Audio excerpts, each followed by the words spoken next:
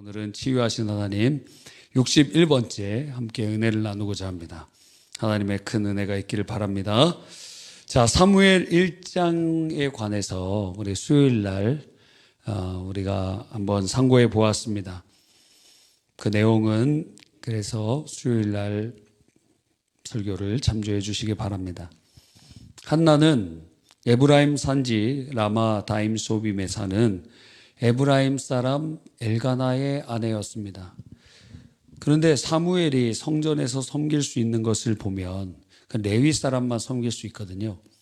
그러니까 에브라임 사람이라고 되어 있지만 에브라임 지파가 아니고 아마도 에브라임 지역에 있는 레위 사람인 것으로 그렇게 추정이 됩니다. 그래서 역대상 6장 23절에 레위 지파의 엘가나가 언급되는 것을 봅니다. 그런데 그는 부인 둘을 얻었고 그 부인 중에 한 명은 분인나요. 그 분인나는 자녀를 잘 낳았습니다. 그런데 한나는 자녀를 낳지 못했습니다. 비록 남편인 그녀를 사랑해서 실로에 올라와서 매년제를 드리는데 그때 왜 실로에 올라왔냐면 법궤가 실로에 있었기 때문에 그렇습니다. 그래서 이 실로가 다윗 왕이 있기 전까지는 법궤가 실로에 머물렀기 때문에 종교적 중심지가 어디냐? 사사시대의 중심지는 바로 실로였다는 거예요.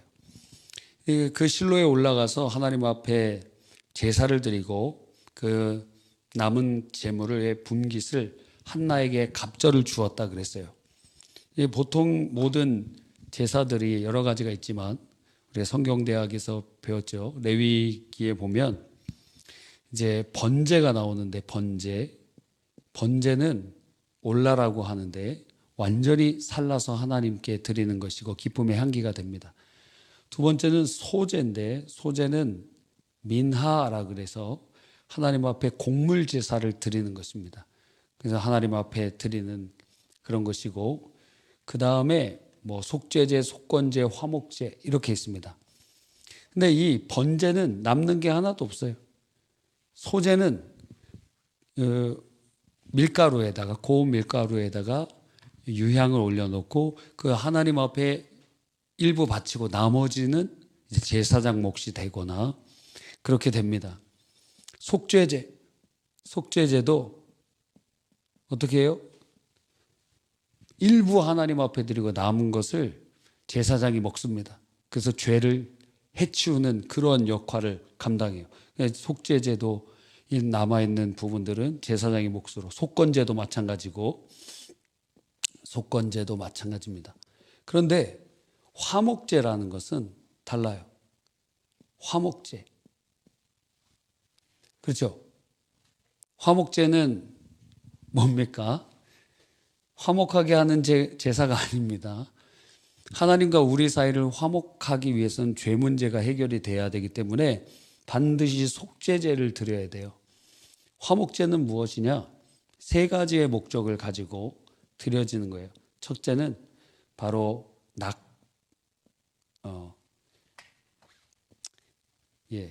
감사제. 감사할 일이 있기 때문에 주님 앞에 드리는 거예요. 두 번째는 서원제. 서원할 것이 있기 때문에. 그 다음에는 자원제. 이거는 감사할 제목도 없고 서원한 것도 없지만 그냥 주님 앞에 드리고 싶어서 하나님 앞에 자원하여 드리는 것입니다. 이거는 하나님 앞에 바친 다음에 그 남은 고기들을 같이 식탁 교제를 할 수 있었어요. 그래서 함께 즐거운 그러한 가족 축제가 되고 귀한 교통이 되게 됩니다.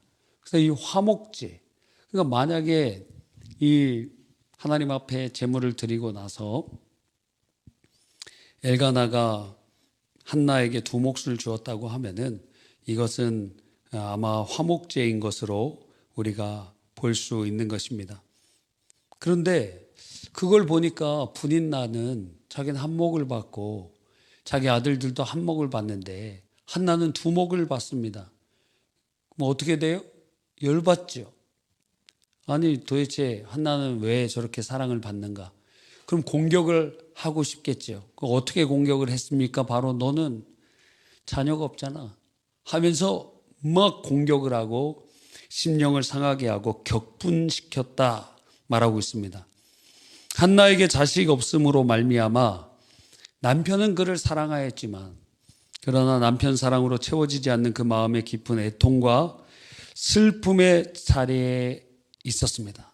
그런데 1장과 2장을 통과하면서 하나님께서 그에게 사무엘이라는 아주 귀한 아들을 주게 되셨어요.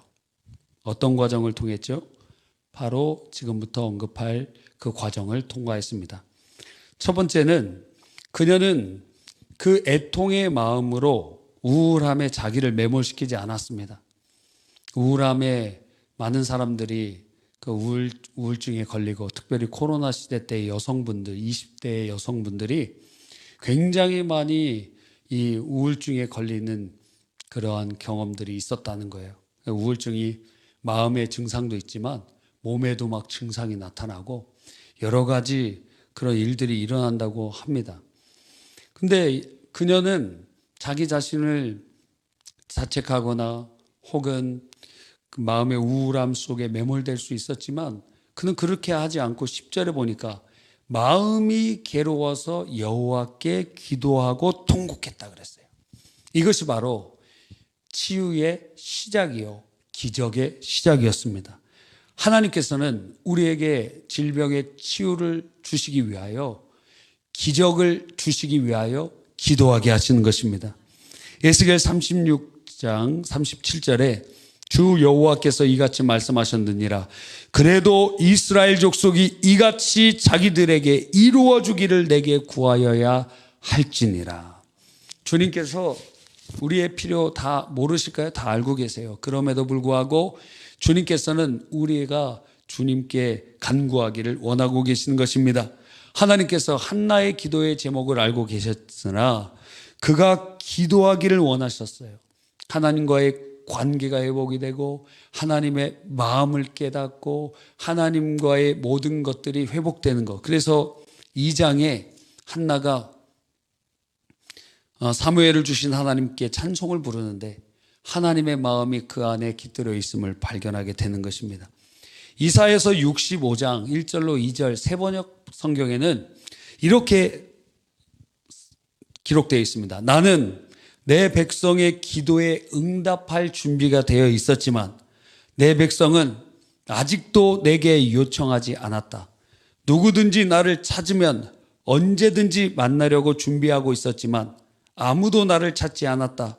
내 이름을 부르지도 않던 나라에게 나는 보아라 나 여기 있다. 보아라 나 여기 있다 하고 말하였다. 제멋대로 가며 악한 길로 가는 반역하는 저 백성을 맞이하려 내가 종일 팔을 벌리고 있었다. 이게 주님의 말씀입니다. 이스라엘에게 향하신 주님의 말씀이죠. 주님은 항상 기도를 응답해 주시려고 팔 벌리고 계시고 준비되어 계시는데 구하지 않는다는 거예요. 질병이 임하였을 때 이 사람이 치유받을 수 있을까 없을까는 기도가 되는가 되지 않는가만 봐도 결정됩니다. 이 사람 기도가 안 돼요. 그럼 죽을 겁니다. 왜? 기도는 은혜의 통로고 하나님께서 기적을 일으키실 통로로 역사하고 계시기 때문에. 그런데 기도가 안 돼요. 기도가 잘 되면 살 것이요. 기도가 안 되면 죽을 수 있습니다. 자, 그러면 어떻게 기도해야 되는가? 자, 두 번째로 우리가 볼 때 오늘 이 한나가 통곡하여 기도하였다 그랬습니다. 통곡하여 10절에 한나가 마음이 괴로워하여 여호와께 기도하고 통곡하며 어떤 글을 보았어요. 어떤 여성분이 첫 아기를 낳은 지 얼마 되지 않아서 남편이 교통사고 후유증으로 목 아래가 마비되었습니다. 얼마나 절망적입니까? 아기 낳은 지 얼마 되지 않았는데 남편이 그렇게 전신 마비가 임하게 되었다는 사실입니다. 그런데 그 여자분이 하나님 앞에 어떤 기도를 했는지 아십니까? 우리 같으면 한나처럼 통곡의 기도를 했을 텐데 이 여인은 이렇게 기도했대요. 하나님, 너무 걱정 마세요. 제가 잘 해보겠습니다. 제가 잘 해볼게요. 그렇게 기도했다는 거예요. 내 걱정이나 자식 염려가 아니라 하나님 걱정부터 먼저 했다는 것입니다. 그래서 어떻게 이렇게 믿음이 좋은 사람들도 있어요. 환난 가운데, 어려움 가운데 오히려 그렇게 기도하는 사람들도 있지만 대부분의 사람들은 좌절과 낭만 가운데 이러한 큰 믿음을 갖지 못합니다. 우리의 감정이 주체되지 않습니다. 한나는 그 감정 그대로 하나님 앞에 괴로운 마음을 쏟아내며 통곡하였습니다. 우리가 큰 믿음을 가지면 좋겠지만 그렇지 못한다고 한다면 나의 마음을 주님 앞에 쏟아놓는 것, 그것이 기도인 것입니다. 여러분의 삶의 여정을 보십시오. 언제 주님을 간절히 만났고 언제 응답을 받았습니까? 주님 앞에 통곡할 때였어요. 히스기야가 죽을 병에 걸렸을 때 그는 통곡하며 하나님께 기도하였습니다. 하나님 그의 생명을 15년간 연장해 주셨죠. 우리 주님께서도 십자가 지시기 전에 심한 통곡으로 기도하셨다고 히브리서 5장 7절에 말씀하고 있는 것입니다. 이처럼 통곡의 기도를 하나님께서 들으시며 역사하시는 것입니다. 여러분도 신앙생활 여정 가운데 하나님께서 통곡할 때 만나주셨고 통곡할 때 주님이 응답해 주신 것을 경험한 분들이 이 철야에 다 오신 줄 믿습니다. 그런데 질문하고 싶어요. 그런데 최근에 통곡한 적이 언제입니까? 우리 배우자의 영혼의 불쌍함을 보면서 통곡하고 가족의 아픈 사람을 위하여 통곡한 적이 언제입니까? 세 번째로 12절에 보니까 한나는 하나님 앞에 기도하되 오래 기도하였어요. 오래 기도했어요. 그녀는 통곡할 뿐만 아니라 나중에는 통곡하다가 이제는 소리도 안 나와요. 그러니까 마음속으로 기도하고 입술만 움직이는 그런 시간입니다. 기도의 진액을 다 쏟아서 이제는 울 힘도 다 빠질 정도로. 그러나 기도의 자리를 떠나지 않습니다. 왜 그렇죠? 아직 응답을 받지 못했기 때문에. 여러분, 기도의 자리를 떠날 때는 언제죠? 응답 받을 때 떠나는 거예요. 그래서 어떤 때는 주님께서 즉시 응답해 주시기도 합니다. 그래서 짧게 기도해도 돼요. 그러나 어느 때는 오래 기도해도 응답이 안 될 때가 많이 있습니다. 그러면 언제까지 기도하죠? 응답 받을 때까지 기도하는 거예요. 이것이 중요합니다. 그런데 많은 사람들은 응답이 오지도 않았는데 기도의 자리를 떠납니다. 오래 기도함이 사라진 시대에 우리는 살고 있습니다. 마가의 다락방에 120문도가 기도했어요. 며칠 기도했죠? 열흘 동안 전심으로 기도했습니다. 짧다면 짧은 시간인데 길다면 긴 시간입니다. 여러분이 어떤 부흥회나 이렇게 교회에서 매일 하루 종일 열흘 동안 수련회를 간다고 생각해 보십시오. 열흘 동안 주문진 선교를 간다고 생각해 보십시오. 열흘 동안 아침, 점심, 저녁 집회가 계속 열린다고 생각해 보십시오. 짧으면 짧은 시간이지만 길면 긴 시간. 여러분, 우리의 믿음의 선진들은 하나님의 응답 받을 때까지 오래 기도했습니다. 기도는 오래 해야 돼요.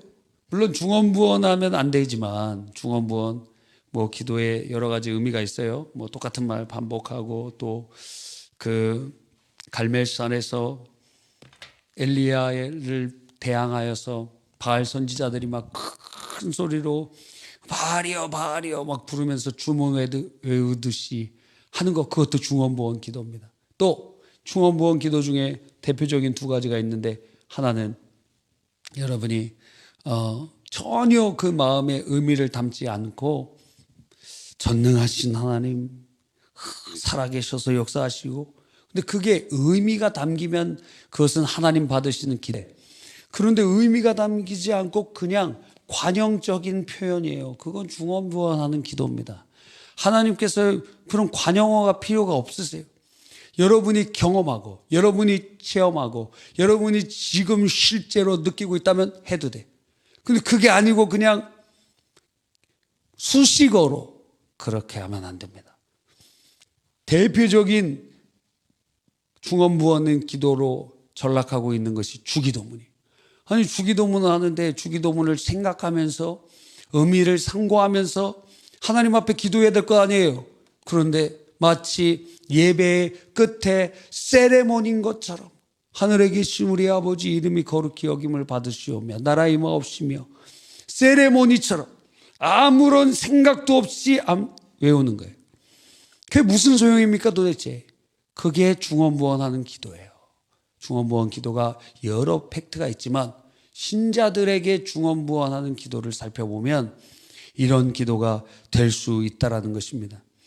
그래서 기도할 때 중언부언 기도하면 안 되겠지만, 그리고 외식하면서 다른 사람한테 보이기 위하여 오래 길게 바리새인처럼 기도하면 안 되겠지만, 응답이 필요한 기도에 있어서는 응답 받을 때까지 기도해야 된다는 거예요. 선대 목사님 간증입니다. 교회 건축 시에 수억 원이 지금 당장 필요해요. 근데 돈이 없어요. 그래서 공사 대금 같은데 도와줄 사람도 없어요. 그래서 이제 산에 올라갔어. 기도하기 시작하는 겁니다. 그래서 몇 시간을 기도했느냐? 예? 한 자리에서 처음에 한 4시간, 5시간 이렇게 기도하시고, 그 다음에 잠깐 일어났다가 또 기도해. 12시간을 기도하는 거예요. 12시간을 집중적으로 기도하고 돌아왔더니 그 재정적인 채움이 해결되었다는 거예요. 여러분, 기도의 시간을 늘려야 됩니다. 공부 잘하는 사람은 뭐부터 잘하죠? 앉아있는 것부터 잘해요. 앉아있는 것부터 잘해야 돼요. 기도도 신앙생활 잘하는 사람도 뭐부터 잘해야 됩니까? 앉아있는 것부터 잘해야 돼요. 기도의 자리에서 앉아있는 것부터 잘해야 돼요. 뭐 다른 변명이 없습니다. 그냥 기도의 자리에 앉아있어야 돼요. 되든 안 되든 언젠가 되겠지. 졸려요? 자고 일어나서 또 하세요. 예, 저도 그래요. 막 졸리면은 자고 또 다시 해. 예, 가지 말고.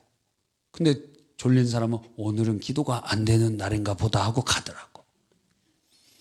졸리면 자고 또 하세요. 자고 여기서 그냥 절할 때 자고 코도 골고 막 다시 일어나. 다시 일어나서 또 하고. 기도의 시간을 늘리시기를 바랍니다. 여러분, 2026년이 다가오고 있습니다.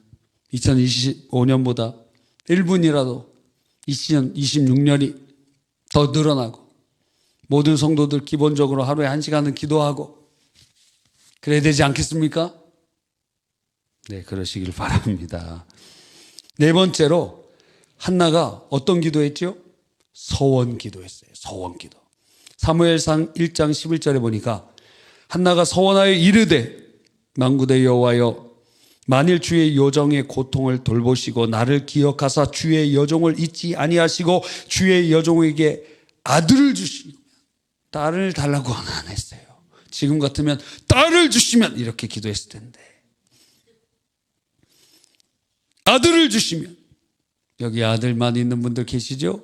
상당히 참 좋은 딸 같은 며느리가 들어오길 바랍니다. 그런데 딸 같은 며느리를 얻은 사람은 본 일이 없어요. 아들만 막 둘이고 셋이다.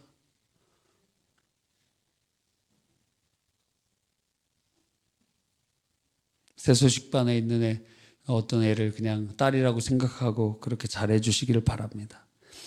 여러분, 서원 기도를 하는 것입니다. 서원 기도 언제 하죠? 통성 기도해도 안 되고, 작정 기도해도 안 되고, 금식 기도해도 안 될 때 하는 것이 서원 기도입니다. 서원 기도는 이제 나의 힘으로 모든 것을 다 해도 안 되고 내 생각으로 도저히 이룰 수 없는 상태에 처해 있을 때 마지막으로 주님께 기도하되 반드시 지킬 헌신의 약속을 하는 것입니다. 다시 말하면 서원이란 인간의 절박함 가운데 오직 주님의 은혜만을 구하는 인간의 마지막 행동이라고 할 수 있습니다. 그래서 갈비는 서원을 가리켜서 경건한 영혼의 거룩한 맹세라고 했다 그래요. 여러분, 서원한 것, 하나님 앞에 진짜 목숨을 걸고, 이 지금 목숨보다 귀한, 아직 아들이 없었지만 하나님 아들 주시면 주님 앞에 드리겠다고, 생명보다 귀한 아들 드리겠다고 그렇게 서원하는 것입니다. 그러면서 그 약속을 지켜요. 젖을 떼고 나서 성전에 바치고 엘리 제사장을 수종드는 아이가 됩니다. 그런데 하나님께서는 한나에게 또 다른 많은 아들들을 주셨어. 하나님께서 은혜를 베풀어 주신 것을 보는 것입니다. 그러니까 서원을 하면 지켜야 됩니다. 전도서 5장 4절에 내가 하나님께 서원하였거든 갚기를 더디하지 말라. 하나님은 우매한 자들을 기뻐하지 아니하시나니 서원한 것을 갚으라. 신명기 23장 21절에 내 하나님 여호와께 서원하거든 갚기를 더디하지 말라. 내 하나님 여호와께서 반드시 그것을 네게 요구하시리니 더디면 그것이 네게 죄가 될 것이라. 주님께서 말씀하셨습니다. 그럼 서원을 했으면 지켜야 되고, 서원은 간절한 기도. 그런데 이것은 누가 강요하는 게 아닙니다. 자원하여서 기도하는. 누가 서원을 강조합니까? 강요합니까? 그런 일이 없어요. 자신이 자원하여 서원하는 것입니다. 누군가가 강요해서 서원한 거 그 서원이 아니에요. 자원해서 해야 돼. 자원성이 핵심입니다. 그리고 그것을 지켜야 되는 것입니다. 기도의 마지막 신앙의 맹세라고 할 수 있는 것입니다. 자, 그렇다면 여러분도 서원을 지켜야 될 것 아닙니까? 천사 찬양단 이번 주 보니까 몇 명 빠졌더라고. 서원을 지켜야 될 거 아니에요? 그 지금 사람이랑 한 거예요? 9시 교회와 목사님을 위한 기도회 오늘 보니까 상당히 천사들이 많이 있더라고. 사람은 천사 위에 부정적인 얘기하진 않겠습니다. 여러분이 약속한 사람들이 있잖아요. 그 누구한테 약속한 겁니까? 하나님께 약속했잖아요. 안 지키면 죄가 된다고. 하나님께 약속한 것은 반드시 지켜야 되는 거예요. 할렐루야. 그러니까 서원을 9시 기도에 서원한 사람들 회개하라. 그 회개의 거리라고 지금. 회개할 기도의 제목이라는 거예요. 그래서 주님께서는 그것을 결산하실 것입니다. 어떤 여자 성도의 글이에요. 구역 식구 중에 신방을 가서 예배를 드리면서 그 가정의 기도 응답을 위하여 서원 기도를 권면했대요. 와, 구역장이 참 힘도 세. 서원을 하라 그랬대요.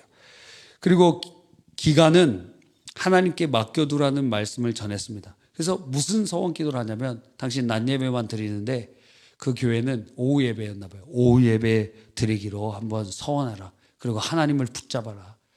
그렇게 기도를 했다 그래요. 그래서 그 다음 주부터 그 구역원이 오후 예배를 드리기 시작했고, 특별한 경우를 외에는 꼭 오후 예배를 드렸다고 하는 것입니다. 그 작정한 내용이 무엇이었냐면 바로 잉태가 안 됐던 난임 가정이었는데, 하나님 앞에 그걸 가지고 저녁 예배 참여하면서 오후 예배 참여하면서 하나님 앞에 간구했던 거예요. 그랬더니 3개월이 지나고 응답받았다는 것입니다. 여러분, 하나님께서 우리에게 응답을 주시기를 원하시는데 작정 기도도 안 되고 통성 기도도 안 되고 금식 기도도 안 된다면 여러분의 남아있는 것 서원 기도하는 것입니다. 진짜 여러분에게 응답이 필요하다면 서원하고 기도하십시오. 하나님께서 원하시는 것 여러분이 자원하여 서원하십시오. 그리고 그것을 지키십시오. 하나님께서 역사하시고 은혜 주시고 이끌어 주시는 줄 믿는 것입니다. 그런데 여러분이 서원을 했을 때, 그러면 우리가 잘 아는 것처럼 민수기 30장에 서원의 규례가 나오죠. 민수기 30장에 서원의 규례가 나와요. 이때 자, 결혼한 여인은 어떻게 해요? 서원을 했습니다. 나 감동이 돼서 이번에 크리스마스 때 한 1,000만 원 헌금하겠습니다. 마음에 감동이 됐어요. 돈을 모아놓은 게 있습니다. 남편 몰래 그렇게 모아놓은 돈이 있는데 그걸로 친구들이랑 유럽 여행 가려고 다 마련해. 여기는 그렇게 안 하고 성지순례 가려고 탁 준비해 놓으셨어요. 1,000만 원이면 아주 좋은 데 갈 수 있고 아니면 터키 그리스까지 다 갈 수 있습니다. 이스라엘, 애굽 또 요르단 다 포함해서 그렇게 갈 수 있어요. 와. 그런데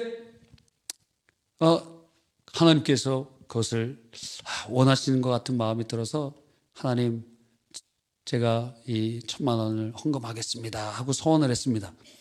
그럼 민수기 30장의 규례대로 하면은 어떻게 되느냐? 그 결혼한 여인이 그것에 관해서 남편한테 이야기하고 남편이 아무 말이 없어요. 한 며칠 지났는데 아무 말이 없습니다. 그러면 그건 그대로 지켜야 됩니다. 그건 이제 성립됐어요. 근데 며칠 지났는데 남편이 와갖고 그거 물러! 그거 안 돼요. 이미 시간이 지난 것은 하나님 앞에 체결되었어요. 그런데 얘기했을 때 무슨 당신이 무슨 헌금이야? 집안일이나 잘해. 뭐 그렇게 했다. 그러면 그 서원은 취소가 되는 거예요. 또 하나, 딸이 아직 부모 슬하에 있습니다. 그러면 그 딸이 서원한 거, 그 서원도 똑같은데 누가 취소할 수 있죠? 아버지가 취소할 수 있어요. 근데 성경에 남자들이랑 아들은 규례가 없어요. 그래서 남자들은 말 조심해야 돼. 서원하면 그대로 다 지켜야 돼. 남자들의 규례는 없어요. 취소할 사람이 없어요. 지켜야 됩니다. 우리 학생들도 딸은 규정이 돼 있는데 아들은 규정이 안 돼 있어요. 잘 들으시기를 바랍니다. 5번째, 한나는 언제 기도를 마쳤냐면 징표가 임할 때에, 응답의 징표가 있을 때 멈췄어요. 한나의 기도를 살펴보는 엘리는 그 사람이 처음에는 막 통곡하다가 나중에는 입만 뻥긋뻥긋하고 있었거든요.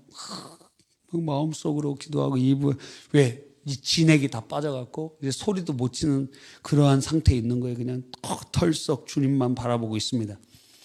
그러니까 이상하잖아요. 여인 술 끊어라. 그랬더니 전 술 취한 게 아닙니다. 너무 마음이 아파서 이렇게 기도하고 있습니다. 그랬더니 엘리가 그녀의 사정을 듣고 이렇게 얘기합니다. 평안히 가라. 이스라엘의 하나님이 네가 기도하여 구한 것을 허락하시기를 원하노라. 한나가 이를 하나님의 음성으로 듣고 당신의 여종이 당신께 은혜 입기를 원합니다 하고 돌아갔습니다. 가서 먹고 얼굴에 다시 근심빛이 없었더라. 여러분, 엘리는 우리가 잘 알듯이 영적으로 어두운 제사장이었습니다. 하나님보다 자녀를 사랑하는 사람이었고, 그리고 굉장히 눈이 가려져 있는 것 같은 그러한 제사장이었지만 하나님께서는 그의 입술을 통해서 응답을 주신 거예요. 그러니까 기도할 때 어떨 때는 기도 받는 자의 믿음으로 병이 고침받고 어떨 때는 기도하는 자의 그러한 믿음으로 고침받을 수 있습니다. 지금 말하는 엘리는 믿음이 없어 보여요. 그냥 관용적으로 얘기한 것 같은데 하나님께서 그 입에 하나님의 응답을 주신 거예요. 한나는 그것을 믿음으로 수납하였습니다. 그것이 하나님이 내게 응답해 주신 징표라고 믿었습니다. 그래서 그는 가서 다시는 근심빛이 없었습니다. 여러분, 하나님께서 그렇게 여러분에게 징표를 주실 때까지 기도해야 돼요. 마지막 6번째, 한나는 믿음으로 행했습니다. 자, 한나는 이제 집으로 돌아가서 근심빛이 사라지고 식사도 하고 그리고 아들 주실 것을 믿었습니다. 그러면 아들은 어떻게 생기죠? 그냥 생기나요? 나 기도 응답 받았으니까 이제 밥 먹고 맨날 밤에 기도만 하는 거예요. 하나님 아들 주십시오. 아들 생길까요? 안 생길까요? 왜 안 생겨요? 남편을 만나야 생길 거 아닙니까? 그렇죠? 그러니까 한나는 믿음을 가지고 믿음으로 행했다는 거예요. 자, 기도 응답받았다고 확신이 들면 그때부터는 어떻게 해야 돼요? 믿음 이루어진 것처럼 행동하고 그리고 믿음의 발걸음을 내디뎌야 되는 것입니다. 거듭난 사람의 세 가지 특징을 꼽자면 바로 소망에 인내고 그리고 사랑에 수고를 하고 그 다음에 믿음의 역사를 일으킵니다. 믿음으로 사역한다는 거예요. 눈에 보이는 게 없고 손에 잡히는 게 없습니다. 그런데 이제 한나는 이미 하나님의 아들 주실 것을 믿어요. 그것이 이미 그에게 수납되었어요. 그리고 잉태될 줄 믿어요. 그리고 믿음으로 행합니다. 그러니까 믿음으로 남편과 동침하고 그리고 그 남편 사이에 하나님께서 그 믿음이 실상이 되도록 인도해 주시는 것입니다.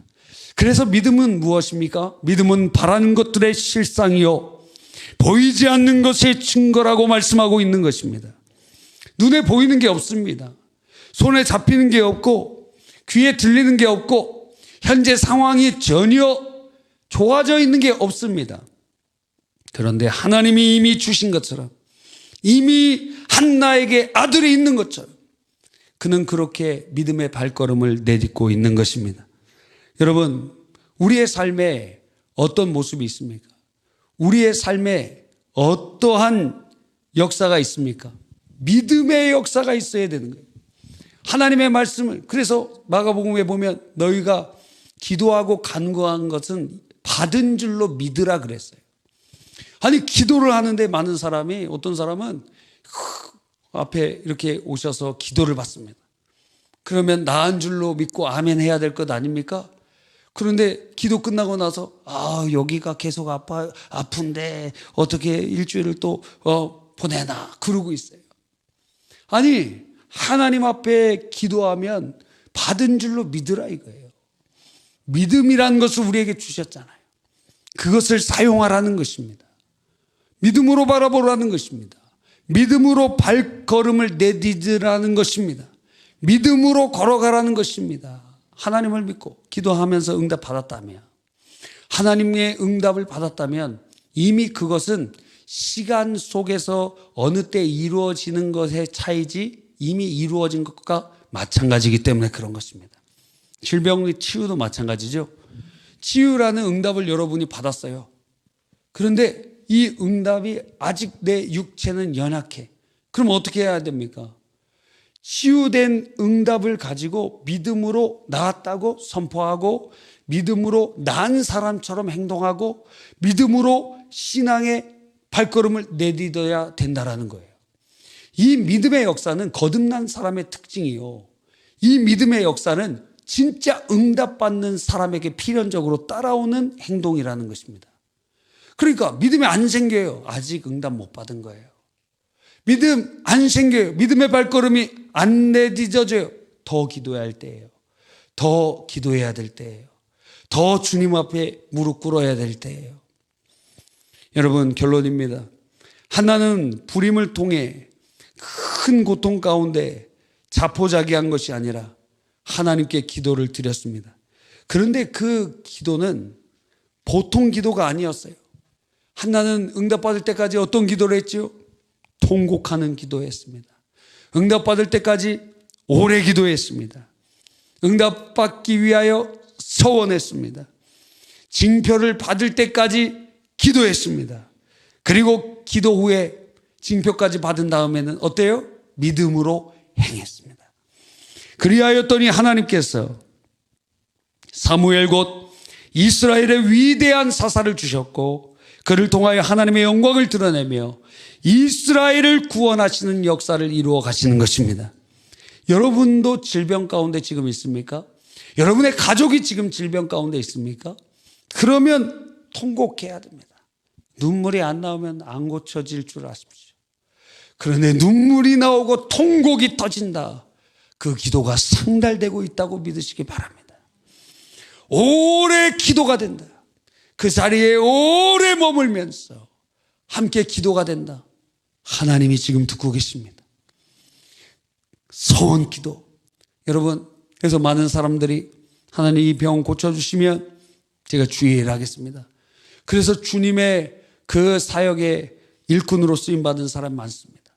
주님이 주실 징표 바라보면서 기도하신 후에 믿음으로 행하면 하나님께서 이미 치유받은 것처럼 행동하는 여러분에게 하나님의 은혜를 베풀어 주실 줄 믿습니다.